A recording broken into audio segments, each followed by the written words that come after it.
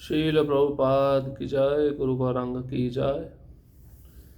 आज हम षड गोस्वामियों में से चौथे गोस्वामी श्री जीव गोस्वामी का जीवन चरित्र प्रारंभ कर रहे हैं। इससे पहले हमने गोपाल भट्ट गोस्वामी का जीवन चरित्र श्रवण किया। किस प्रकार से गोपाल भट्ट गोस्वामी बचपन में ही चैतन्य महाप्रभु से बहुत प्रेम करते थे, उनकी सेवा करते थे। वह आकर्षण उनका बढ़ता गया। चैतन्य महाप्रभु की जो सेवा है उन्होंने रंग क्षेत्र में भी की और बाद में वृंदावन में भी की।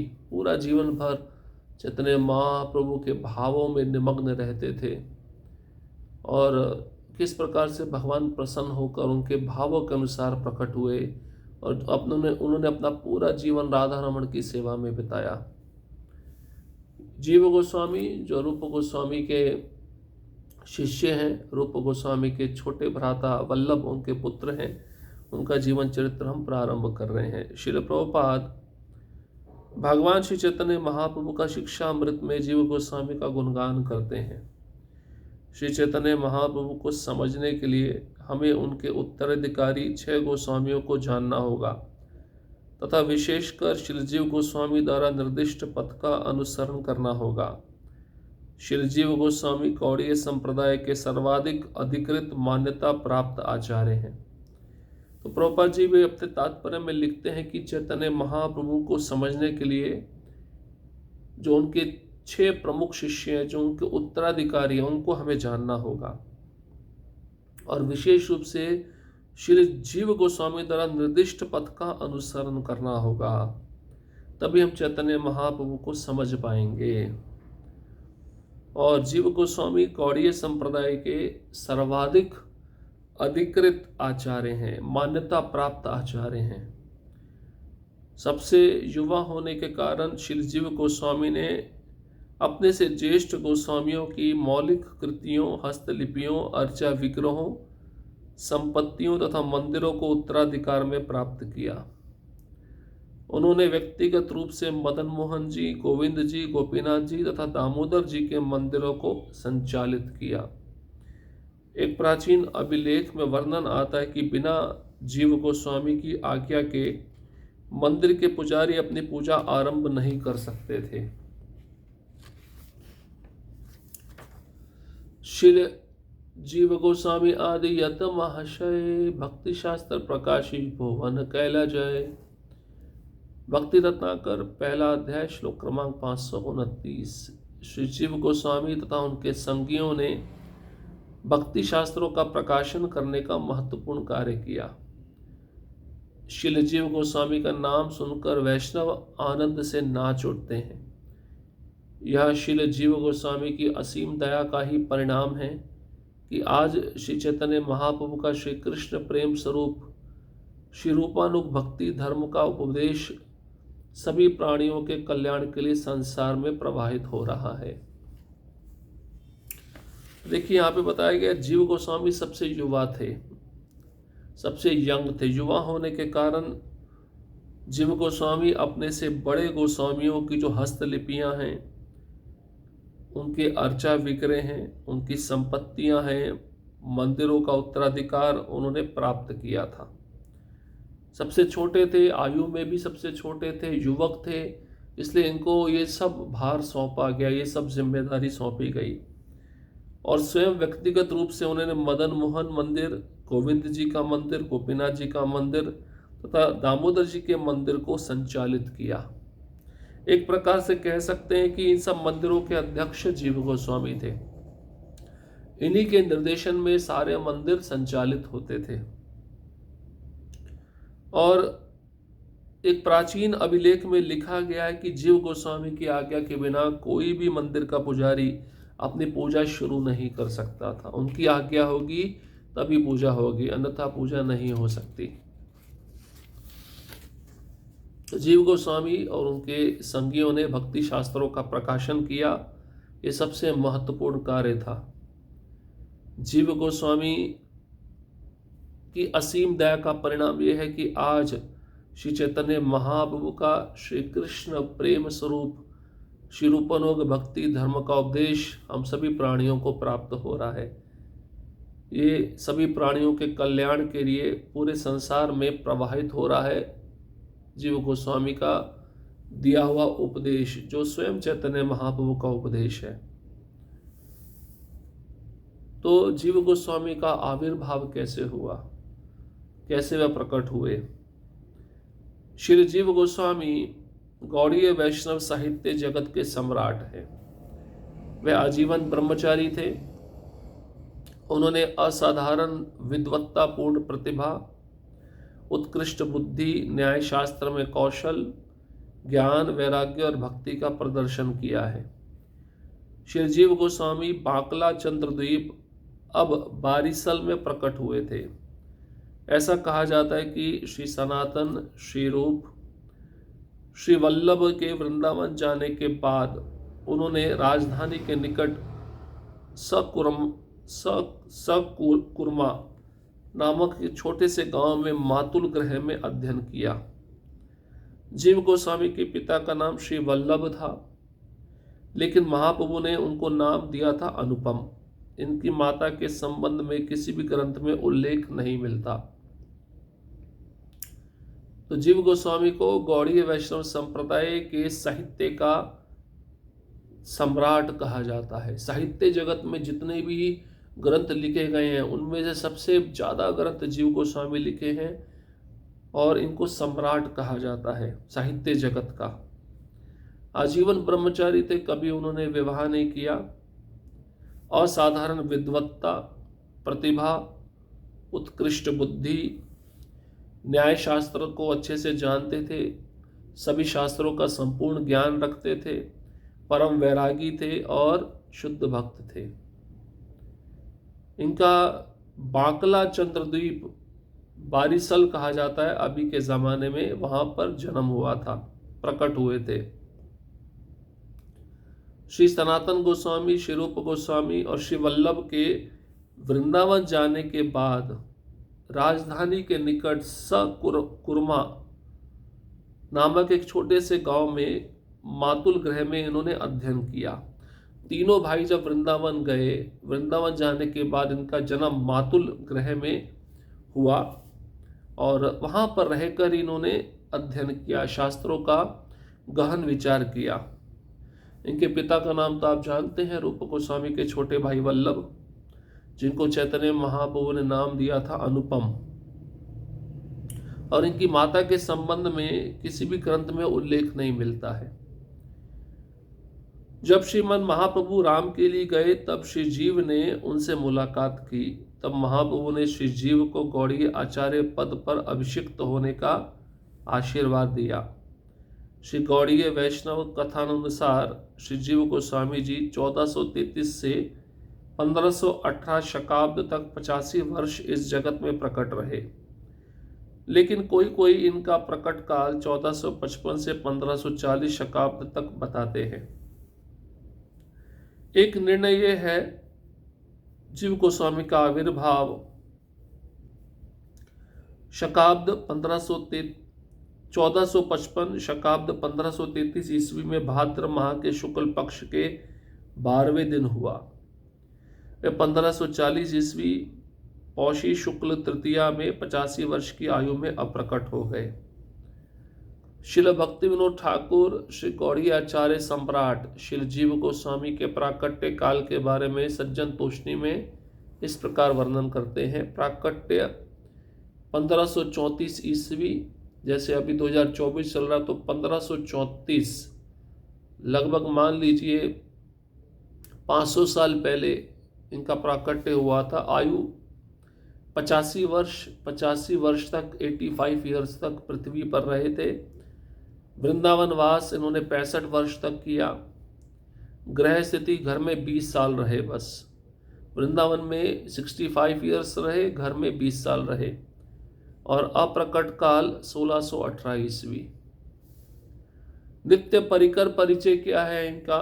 गौर गरुदेश दीपिका 1995 क्रमांक श्लोक में कहा गया है कि श्री जीव गोस्वामी श्री कृष्ण लीला में विलास मंजरी गोपी है।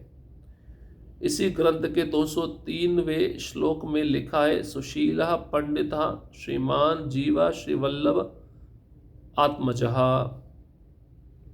तो इनका जो मूल स्वरूप है कृष्ण लीला में विलास मंजरी गोपी है। अब रामकेली में सबसे पहले यहाँ पे बताया गया महाप्रभु की मुलाकात हुई थी श्री जीव गोस्वामी से, जब महाप्रभु रामकेली पहुंचे थे, और तभी महाप्रभु ने श्री जीव को गौड़ी आचार्य पर पद पर रहने के लिए अभिषिक्त होने का आशीर्वाद दे दिया था।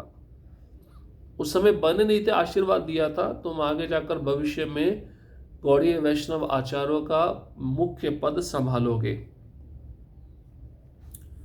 अब कोई कोई कहता है कि इनका जन्म 1518 में हुआ, कोई कहता है 1540 में हुआ, लेकिन भक्ति विनोद ठाकुर ने जो ग्रंथ लिखा है सज्जन तोषणी, उसमें 1534 ईस्वी कहा गया है। इनका जो प्राकट्य दिवस है, प्राकट्य साल है 1534 है,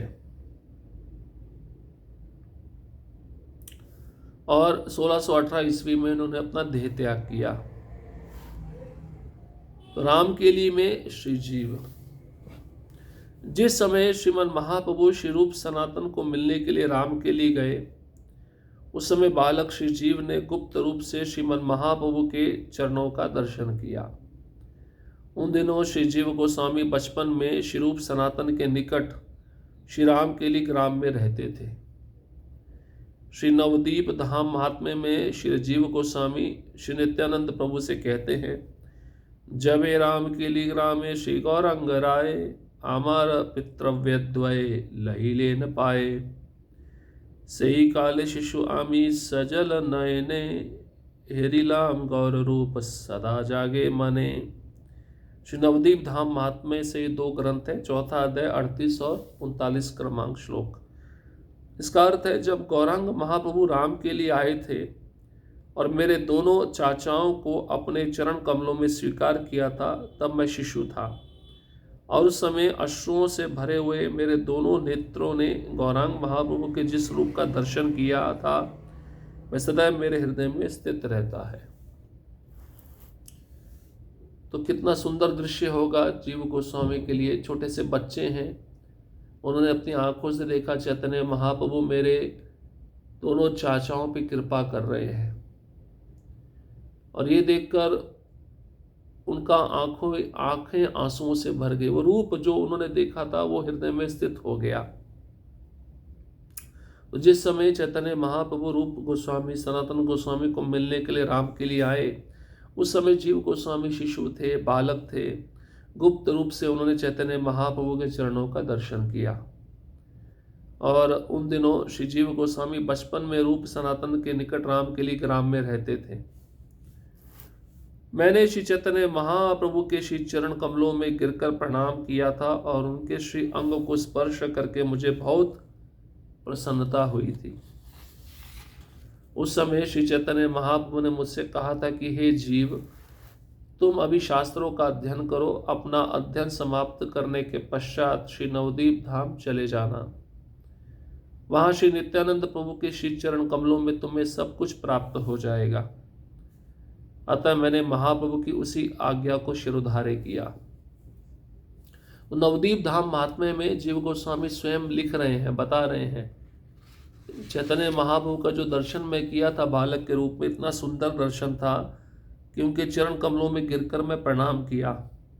उनके अंग को स्पर्श करके मुझे बहुत खुशी हुई, बहुत प्रसन्नता हुई।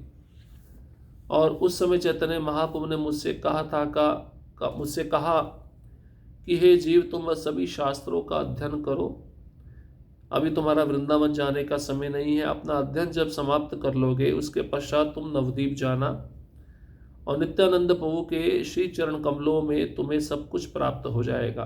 वृंदावन की बजाय नवदीप जाकर नित्यानंद प्रभु के चरण कमलों का आश्रय लेना।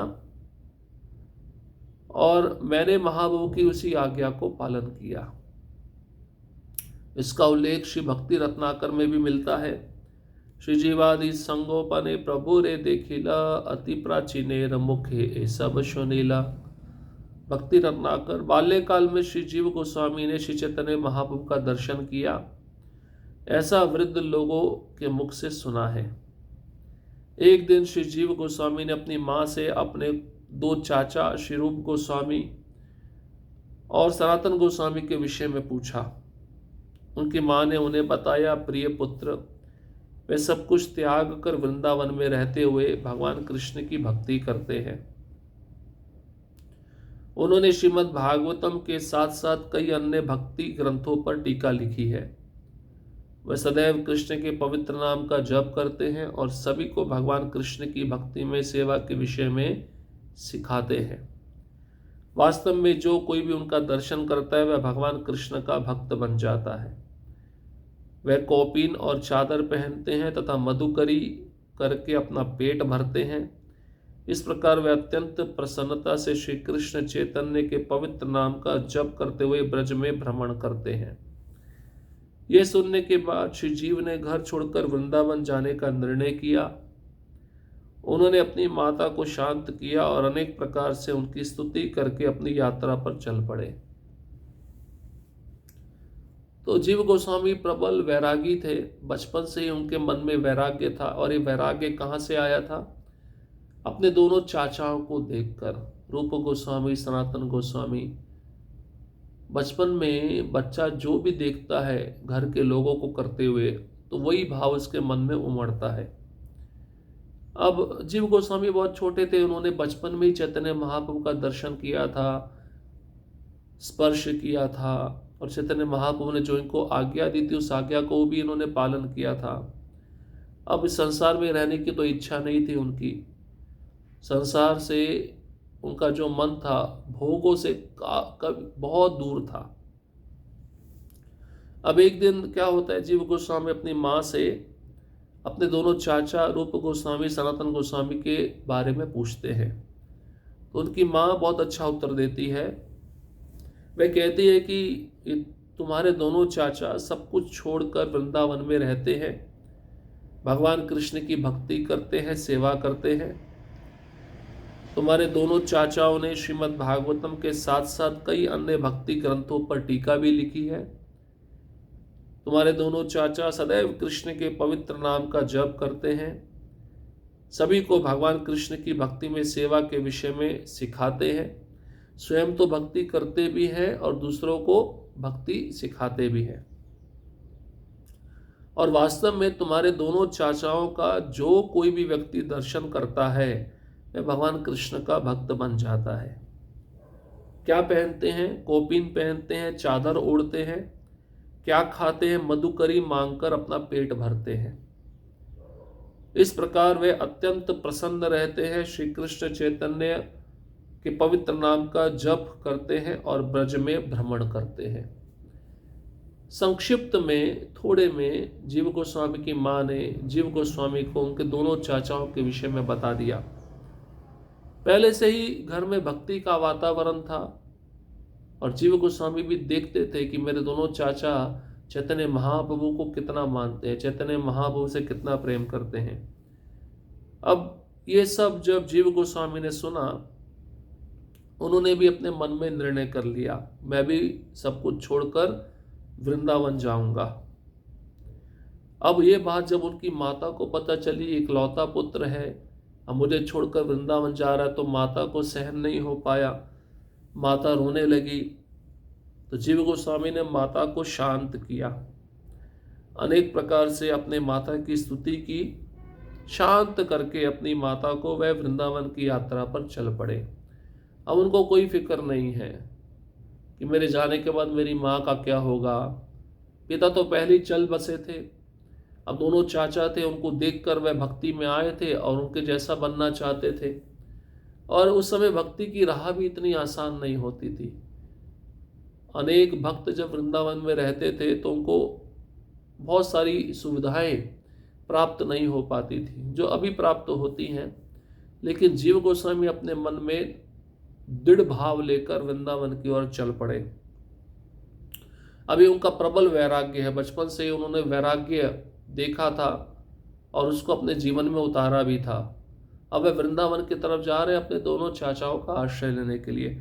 अब श्री जीव का प्रबल वैराग्य कैसा था, इसको हम अगले सत्र में सुनेंगे। हरे कृष्णा कृष्ण कृष्ण हरे हरे, हरे राम राम राम हरे हरे। श्रील प्रभुपाद की जय, गुरु गौरांग की जय।